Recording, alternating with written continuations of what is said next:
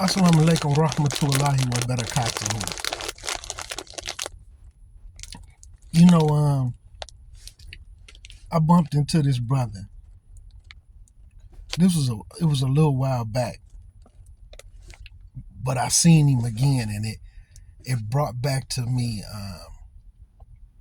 the situation, the conversation that we had. So basically, it was this brother. When he was younger, they was St. Louis and Missouri and Illinois is basically, they bump up against each other. So, matter of fact, the east side of St. Louis is actually in Illinois. Then the rest of St. Louis is in Missouri. So anyway, he was from St. Louis, and there was a guy who killed somebody, right? It was like a little party. It was a guy who killed somebody at the party, but the dude who did the killing, he didn't play no games. So anyway, they arrest the wrong person. Everybody in the city knew he didn't kill the person, but he wouldn't tell who killed the person because he was too scared. In his words, he told me specifically that he wanted to leave it in the hands of the Justice Department because he was innocent. He figured that if he went to trial, that he would be found innocent because everybody knew he didn't kill the person. So they found him guilty. So now he got to go walk down 30 years. He a fairly young brother. He like 18, 19. So when he get to prison, he wasn't in no gang. He decided to join the gang, but then he accepted Islam. He accepted Islam like 2 years in this prison bit. So anyway, he comes home. So when I see him, he see me, and he see me, in the thobe and all of that. And he come up to me and was like, man, I was a Muslim for 27, 28 years while I was in prison. So I'm looking at him like, you was Muslim in prison for 27, 28 years?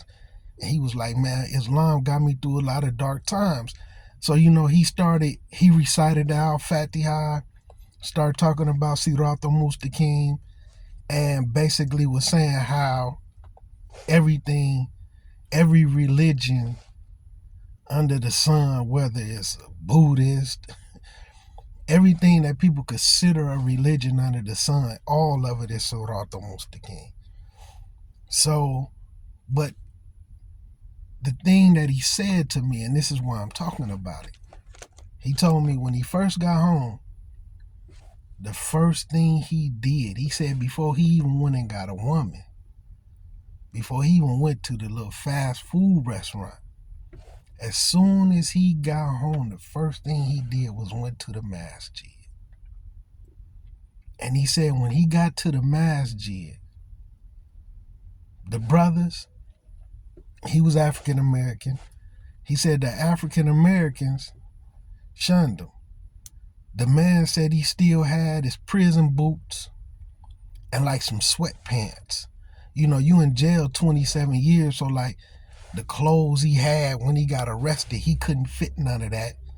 You know what I'm saying? So, and little stuff he bought in the prison. So he comes home with prison clothes. And he came to Illinois. His mom had moved from St. Louis to Illinois. So he say, soon as he get home, he take a shower, go straight to the masjid. Prison sweats, prison boots, right? And he said that the brothers shunned him. And the foreigners did too. He go up there to pray. He go back for the next prayer.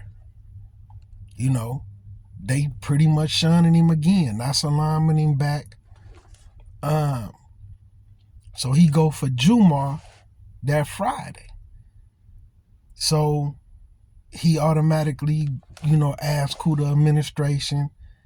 He go find out who the administration is, tell him he in a bad situation. He tell him his story. And they wouldn't help him. They wouldn't help the brother. So he said he left from Jumar, went home. His auntie, he telling his family what happened. They took him to the church. And he said the church gave him a big old ham, a suit, some shoes. Basically, they gave him some clothes. He said they gave him a couple of, like maybe $100, $200 or something. And then told him to come to church that Sunday. So the same Friday, his aunt take him to the church, and the church, gave him a ham, a couple $100, a suit, some little clothes and stuff to wear. So then when he goes Sunday, they had some more people who, had stuff to give him and, offering, can you cut grass? Any little odd jobs you could do, you could come cut my grass and, we'll pay you. And, they had some little yards and different things lined up for him. So by that next Sunday, when he went to church, that next Sunday after that, but he went to Jumar again that Friday. Same treatment. So then he went to Sunday. And that second week, 2 weeks of him being out of jail, when he went back to church that Sunday, he left Islam. He left Islam because of the treatment that he received in the masjid from African Americans and from foreigners. And I'm looking at him, and I have to admit, when he told me he left Islam, when he said I was Muslim for 27, 28 years in the prison, I think I kind of judged him. Like, I almost didn't want to talk to him no more. But I was interested in hearing his story. Like, I wasn't interested in talking to him and developing a friendship with him. And I'm thinking back on it because the way that he kind of got treated in that masjid, I think I kind of possibly treated him that same way. Like, now when I look back on it, I should have dealt with it a little different and probably could have pulled him back into the fold of Islam. You know what I'm saying? But, so, a little bit through me talking to him though, and this is the main thing that's making me talk about it. Although he had been Muslim for 27, 28 years in the prison, the Islam that he was getting wasn't sound. You see what I'm saying? Like the foundation, the true understanding of practicing Islam the way that it should be practiced, it wasn't there. Like he was really like, he knew more about Christianity than he did Islam. But because he grew up in Christianity, but see, you had to keep in mind, he went to jail like when he was like 18 or 19. Then he did like 20, close to 30 years, like 29 years and paroled out, right? A little good time, but he did. So he was Christian up until he was like he said, like 2 years in. So he was Christian till he was like 20. But then he was Muslim for 28 years. So he was Muslim longer than he was Christian. But he couldn't talk about Islam from an Islamic point of view.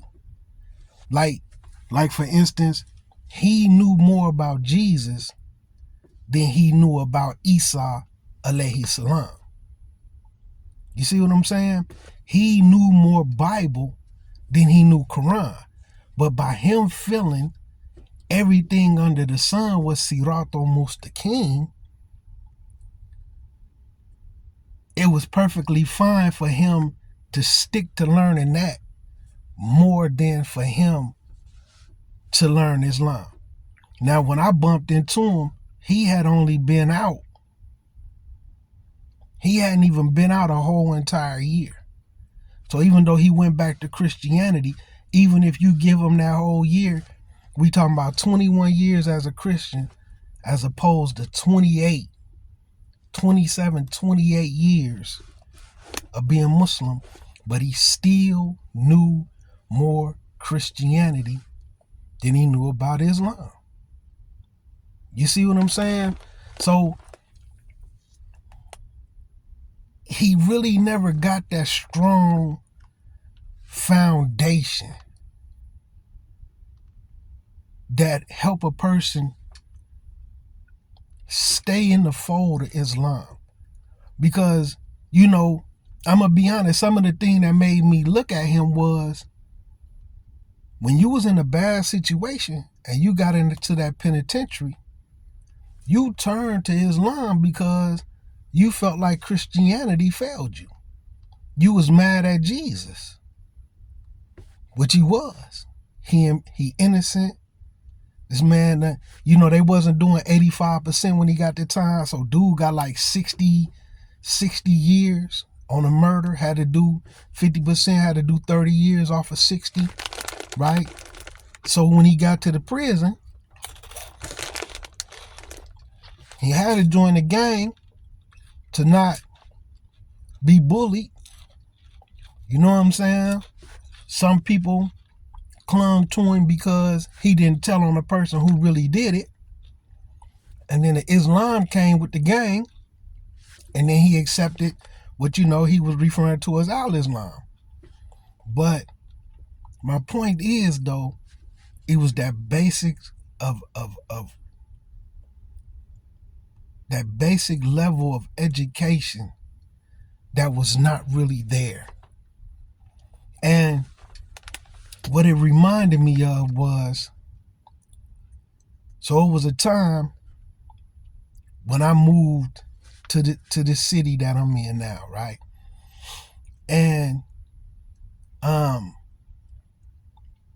dealing with Muslims all over, but mainly the Muslims that I'm dealing with. Okay, I'm dealing with the Muslims in the city, but I'm really, really locked in when it comes to like studying and reading with Muslims that's in Philly and New Jersey. But I dealt with the Salafis that don't like nobody except for who they say they can like. And then I also dealt with the Salafis who, if you up on Salafia, you Salafi. You know what I'm saying? Who you listen to or what masjid you go to doesn't determine if you Salafi or not. So I'm mentioning that because so then I'm here. And I started seeing where the Muslims just going left. Like this is a time when all the warning is starting to come about, all the fitna and can't salam this one for wearing black. So what I did was I didn't know how to deal with it. I had never encountered this. So I decided to start reading the biography of Abu Bakr, because Abu Bakr was the first person to deal with the Ummah when they started going left. You see what I'm saying? Some people refer to them as the apostate wars, because they didn't start saying we not Muslim anymore. They just started saying certain aspects of Islam that we practiced when the Rasul was alive, we not going to do that anymore. We not paying zakat the way we paid it to the Rasul and different things like that. Some of them was even saying like, Islam died with the Rasul. So I had to really start studying the biography of Abu Bakr to see how they dealt with it, so I knew how to deal with all these Muslims starting to go left. Now I'm mentioning that because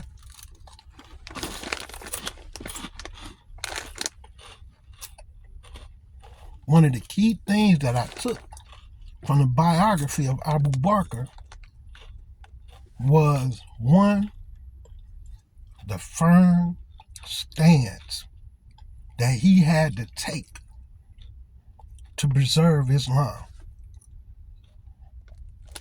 These people, these was his friends. They was good guys when the Rasul was alive.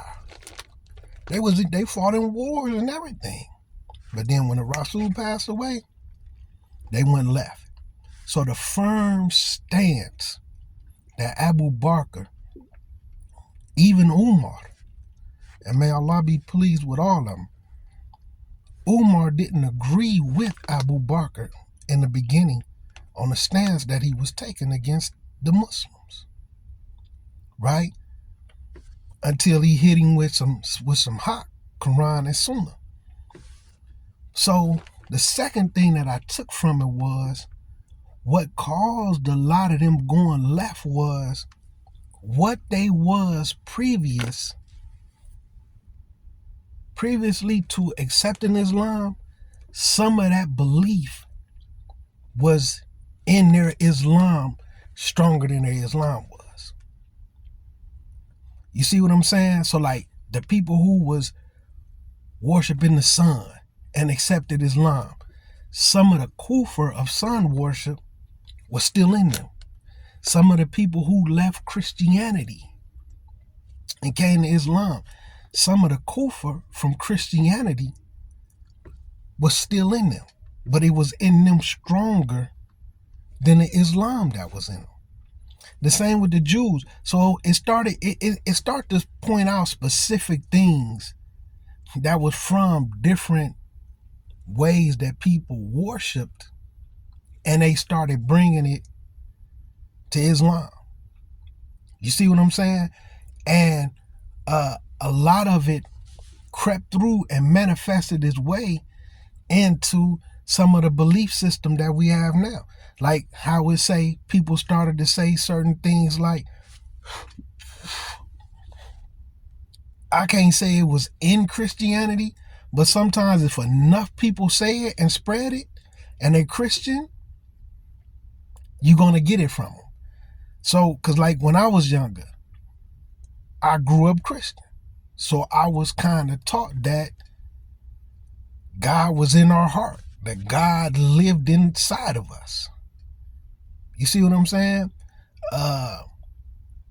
When I was a kid, alhamdulillah, my mom didn't think Jesus was God because she wasn't brought up thinking that, but she did adopt that later on in life, unintentionally.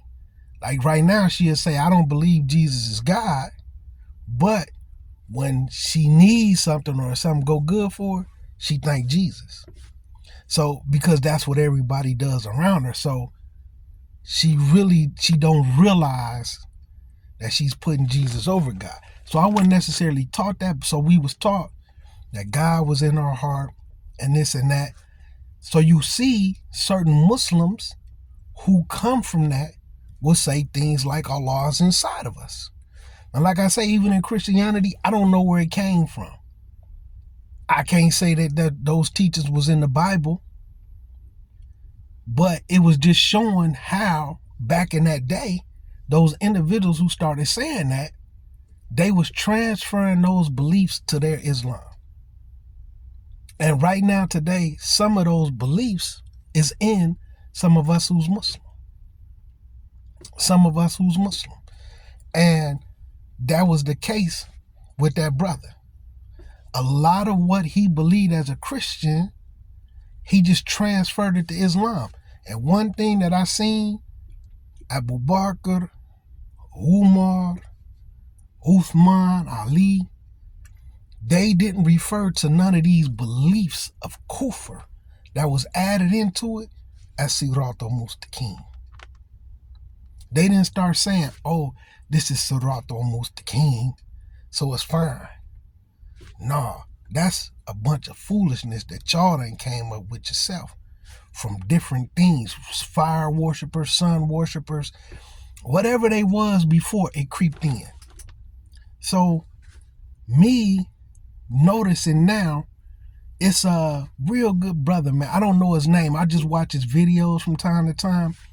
He grew up in Chicago in the Wharf Dean community, and he left and went overseas to the university, and he studied. Good brother. And I was watching one of his videos this morning before I came to work, and he was talking about, he almost sound like me, except for he speaks in a way like he's not speaking to people that's on the block. I tend to speak like I'm speaking to people that's on the block. You know what I'm saying? For those who understand, they know what I mean. So he a little milder.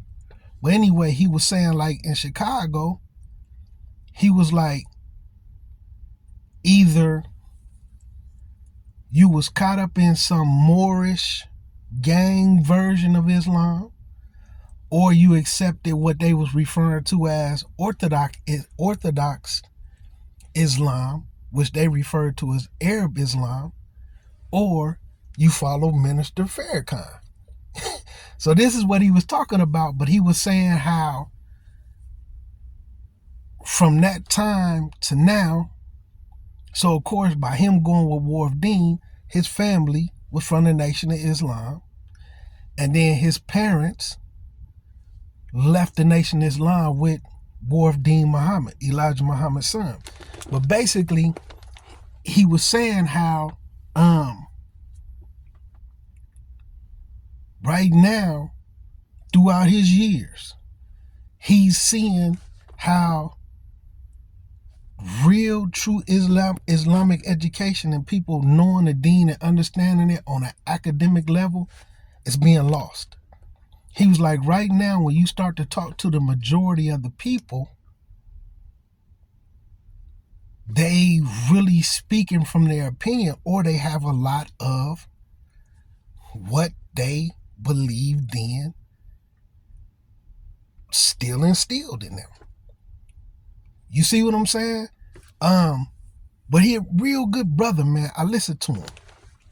So I'm listening to another imam who was talking about this marriage thing, and he was talking about how the Muslims is starting to talk about they not getting married in no masjid, like getting married in a masjid is not good enough for them because they want these big old kafir type weddings. They want the rings, they want the doves, they want the flower girls, the bridesmaid. They want these big old huge kafir type weddings. And as I'm listening to them, and it's coming back to me, and I'm sitting down saying, it's that same old thing that Abu Bakr dealt with.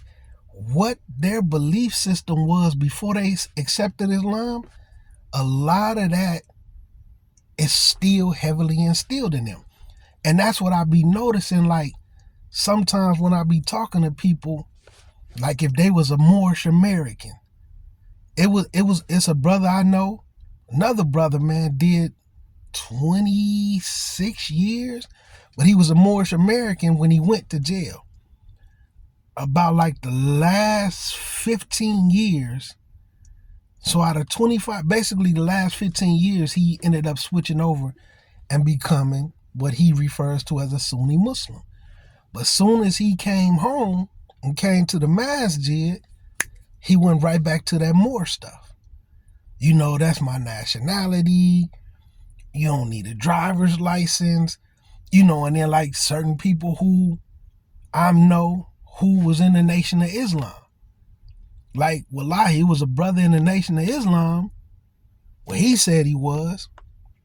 He started coming to the masjid, but he would sit in the lobby for Jumar. He didn't even want to come in for Jumar because, he didn't believe in Jumar.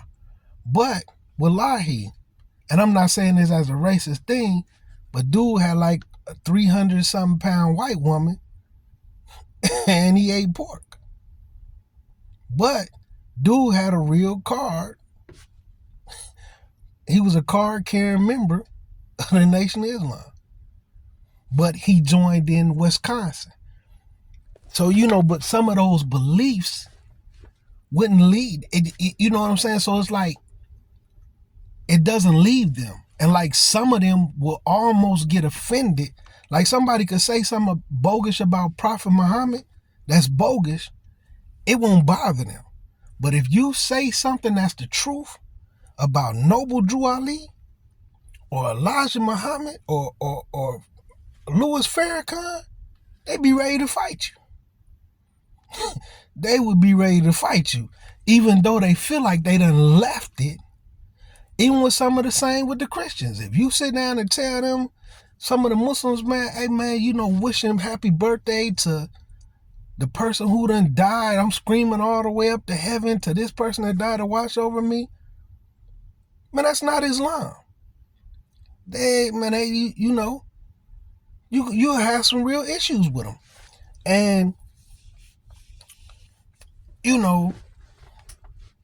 this is just amazing to me, man. And it made me take a look at myself. And I had to realize, man, I think I'm one of them orthodox by the book, by the books that I'm reading, that's authentic, that's thorough.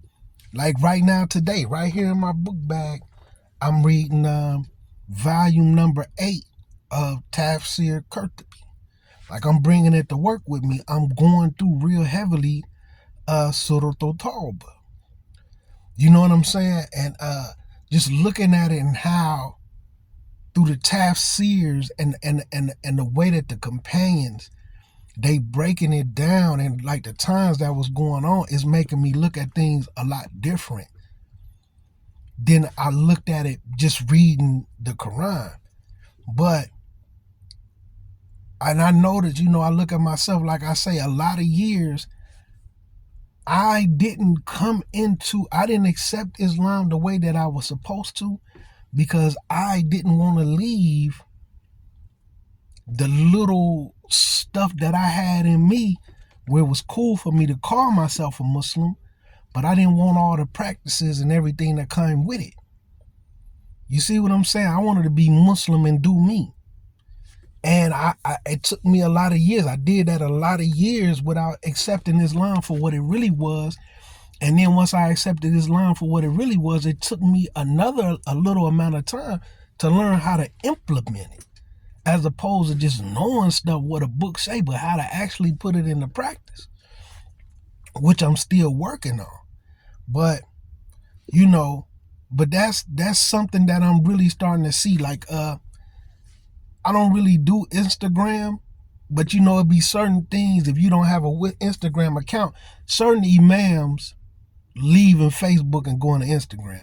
So I had to get an account to watch their lives and stuff on Instagram. So every once in a while, something will pop up. And like I seen this sister, man, in California, and she was literally crying. Like, man, I accepted Islam. We're the sisterhood. Like, I can't find no sisters. Like, we can't have no sisterhood. And then all these sisters is popping up on her posts from Atlanta, from Philly, from New York. We having the same problem. This fake socializing. And then, just listening to them, and it's boiling down to that same thing. They're looking for some form of what was there before Islam, from the belief system that they had before they really wholeheartedly stepped into the deen. Not saying that having brotherhood and sisterhood is impossible in the deen, but just looking at it and then seeing some of the things that's breaking it down,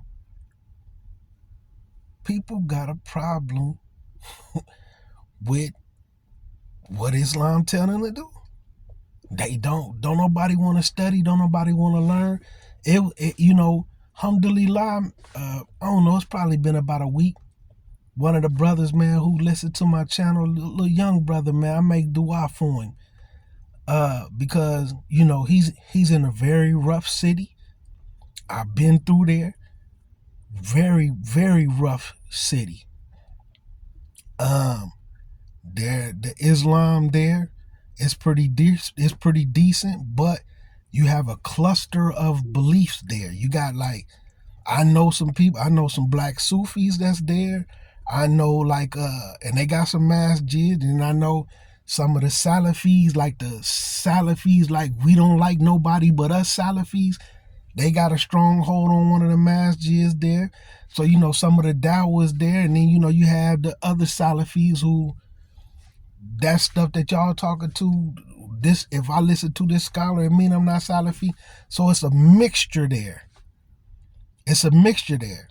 And then, of course, you have your offshoots, as they're referred to them, your Nation of Islams and all of that. And to see the brother, man, he hit me up on Telegram. He had a very beautiful book that he was reading by Ibn Qayyim al-Jawzi. Beautiful book, man. The parables of Islam or something. I can't think. I had to go re-look at it because at first I thought it was a book we was doing. Right now I'm in a class. Wallahi, I've been in this class maybe it's been a little over a year, but it's the parables of the Quran. So we going through all these parables that's in the Quran, and I'm learning it from a brother who's going to get his master's degree while he's in the University of Mecca. So we learning it from where he got it from an actual scholar. And he a teacher, but he's still a student. So, I've been in this class over a year. Beautiful class. So at first I thought it was that. It's the parables or something, but my point is, it was beautiful to see the brother reading and actually picking up a book, man. It was beautiful. He sent me a picture of the book. Real beautiful book. Real beautiful person to be learning from. The person who wrote the book, Ibn Qayyim al-Jawzi, which, was one of the students of Ibn Taymiyyah. Very, I actually like his approach and some of his works better than Ibn Taymiyyah's, but Ibn Taymiyyah was a little bit more sound, a little more well-rounded in particular, more subjects than Ibn Qayyim. But the way Ibn Qayyim al-Jawzi breaks certain things down and heart softeners, I love that brother, man. But, it was beautiful for me to see that brother, have a book, man, because it's starting to, the education process is breaking down, man. We talking to students, they students enrollments, in Mecca and Medina, in the actual universities in Egypt,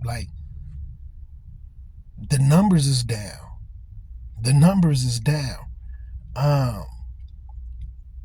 People who going overseas and this and that, and they get over there and sticking with their studies, they falling off. And unfortunately, man, anybody who American that went overseas, or they sit with people overseas and they learn with them, and they in real classes and real madrasas and different little institutes, if they honest with you, they'll let you know, us Americans, especially us black Americans, we be the worst students. We be the worst students. Because you in there with people from UK, this and that. Even to the point where students of knowledge and things, they talk about it, people who done graduated with PhDs and stuff over there, because they was us from the inner cities, we didn't really take the education process serious in school. A lot of us is high school dropouts. A lot of us wasn't straight A students. You know, a lot of us don't even have more than a 9th grade education, 10th grade education. I know some people, as soon as they got their driver's license, they quit school. 10th grade, got their driver's license, they quit school and went to hustling. You know, or got locked up, went to juvenile jail, got their GEDs and stuff. You see what I'm saying? So we wasn't like studious, studying, straight A students in school. And now a lot of the brothers, you know, they going through, didn't graduated, they got GEDs, been in prison, and ain't been in school since they was 16, 17 years old. Now they 24 trying to go overseas and get dropped in the classroom. You know what I'm saying? And we be poor students, man. We be poor students. You know, every once in a while, it be one of them at the top of, you know, some of us be at the top of the class, but a lot of us be dropping out. A lot of us be flunking out. So, and then they could come over here and, you know, could have been a worse student, didn't even get through the Arabic program, but they could come right over here and be the imam at a masjid. Put Sheikh on their name, put Ustad on their name, and they can't even pass the Arabic program.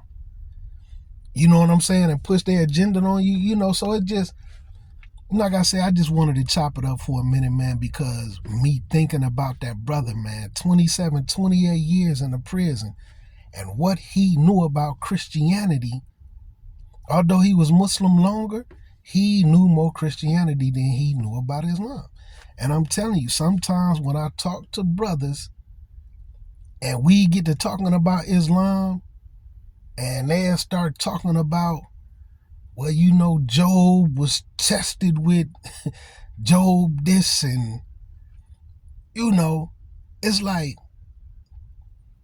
they can't say no Islam.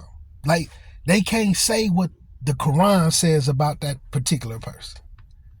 You know, Abraham or Ibrahim had a baby out of wedlock. You know what I'm saying? Like what Islam teaches about them, what the Quran says about those particular prophets,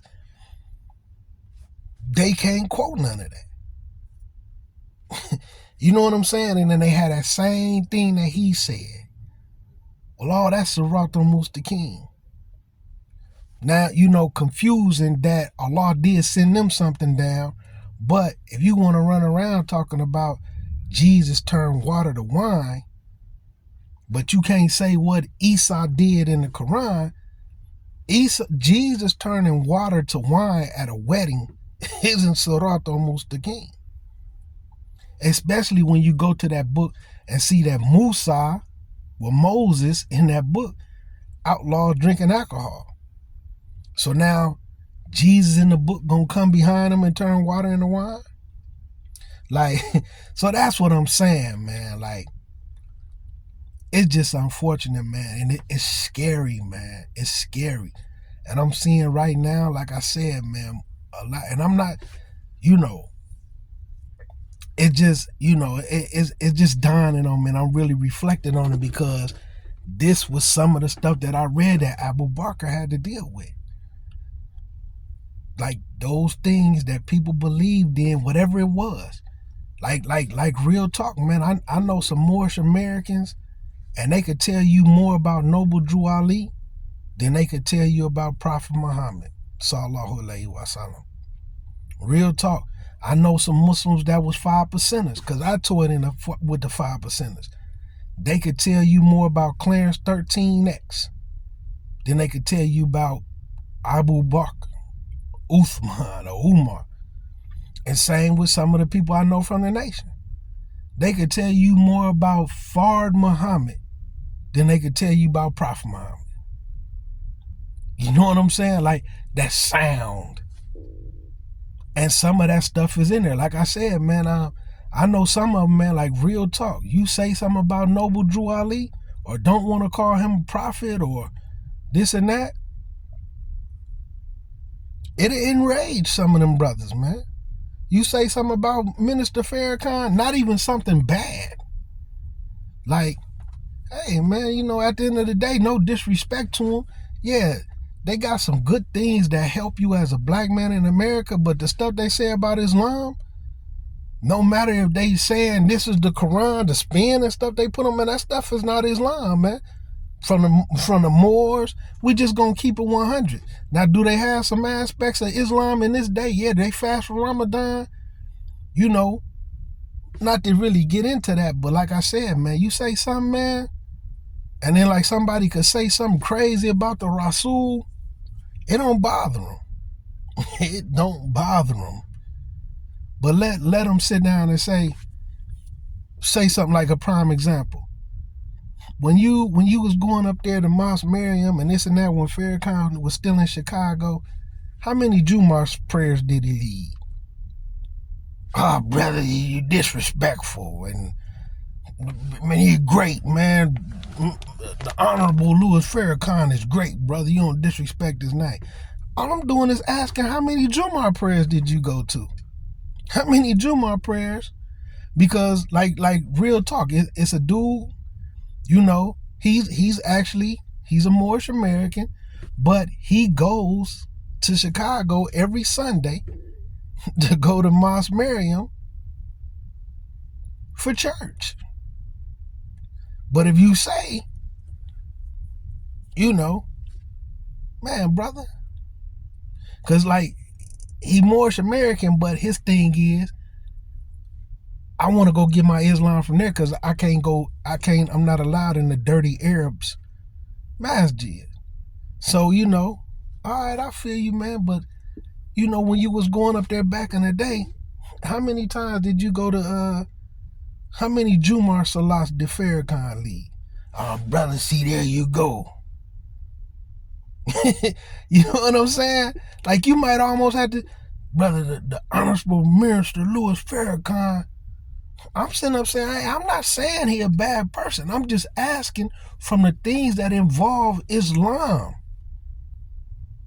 How many Jumu'ah services have you been to at Mosque Miriam? Man, them brothers will be ready to fight, man. But let somebody say something about Prophet Muhammad, sallallahu alaihi wasallam. I'm not saying this is all of them. I'm just saying the people who I've encountered. And the point is, sometimes, man, that stuff from what we was before we became Muslim, it don't leave us. It don't leave us, man, and it gets in the way. I know with me, that stuff got in the way of me becoming the type of Muslim that I was supposed to be.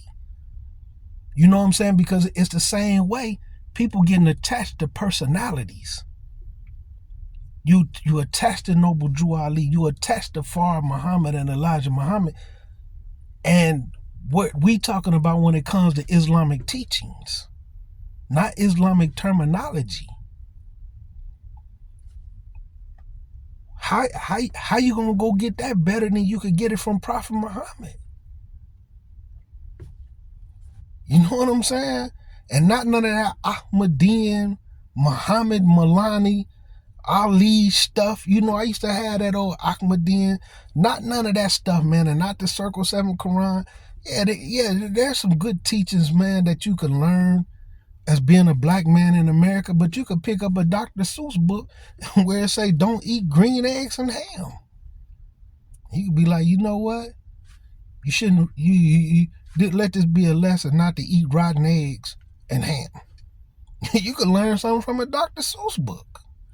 We talking about Islamic teachings, and sometimes that stuff, us not being able to squeeze that sponge and get that stuff out of us, it get in the way of us becoming the type of Muslim we supposed to be. But, you know, I done babbled enough, man. I'm at work, man. It's almost time for me to go ahead and clock out, man. So I'm going to close out, man. Assalamu alaikum rahmatullahi wa barakatuhu. And, you know, may Allah allow us all to grow and become the type of Muslims that Allah is pleased with. And, you know, to purify our hearts, man, and fill our hearts with real deen, real Islam, man.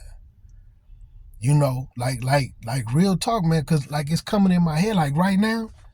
And I'm not knocking it, man, but I know some Muslims that will Go watch TD Jakes, Creflo Dollar. Now, like I said, I'm not saying it because they whole thing is all of this is the same. But they can't get on YouTube and whoever these graduates and different things, wherever they come from, they could sit down and have a discussion with the Bible. Like when it comes to talking to somebody else about that Bible, they could pull up verses and all type of stuff. But when it comes to being able to do that in the Quran with just one chapter, instead of the whole Quran, just one chapter, they can't do it. They can't do it and been Muslim for years. They still, man, I'm on TD Jakes, man. TD Jakes preached the powerful word. You know what I'm saying? They can't, but they don't realize, man, that stuff getting in the way of their Islam, man. And I'm realizing this too, man.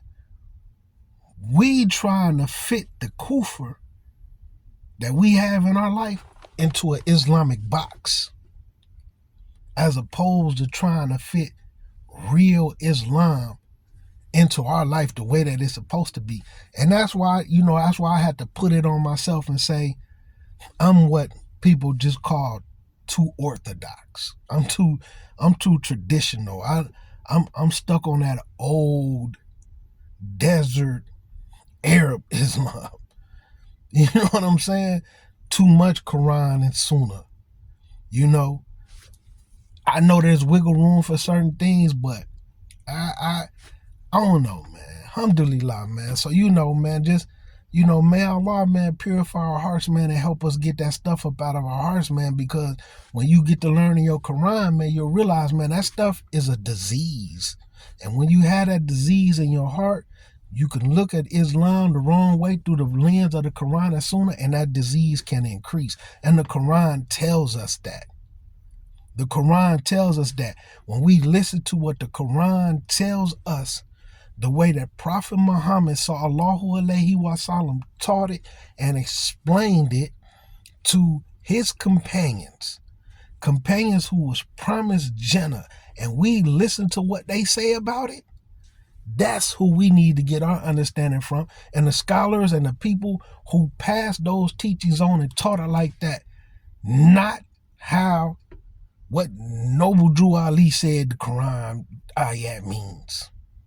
Not these people who never passed an Islamic class or study one whole book with a scholar of that subject matter and what they say. Not, I read the Quran in English and this is what this means, and I'm finna put this spin on and it's gonna sound real good because y'all follow me. Nah, man. I'm too orthodox. I'm too traditional, man. Like I said, man, I like that desert Arab Islam, if that's what people want to call it. I know it has nothing to do with because they was Arabs, because the whole deen is for everybody. And then when you look into the thing about the Quraysh and their family history and how the man basically had two wives. One of them was black and African. So some of the kids came from, we talking about the Rasul and them great-grandfather. You know what I'm saying? So one of the women was black. That's why the Rasul, the woman who breastfed him, was black. You know what I'm saying? So why some of them had the dark color and all this other type of stuff, man. And sometimes because it's Arabia and you there, so you label once those names was changed and they in Arabia, so people from Arabia is Arabs, but just cloaking under like it's just for people who got a particular look. Nah, man, that's not what it means, man. That's not what it means. It's not an Arab religion, man. It's not an Arab deen. It's for all of mankind. But man, let me get up out of here, man. Assalamu alaikum rahmatullahi wa barakatuh.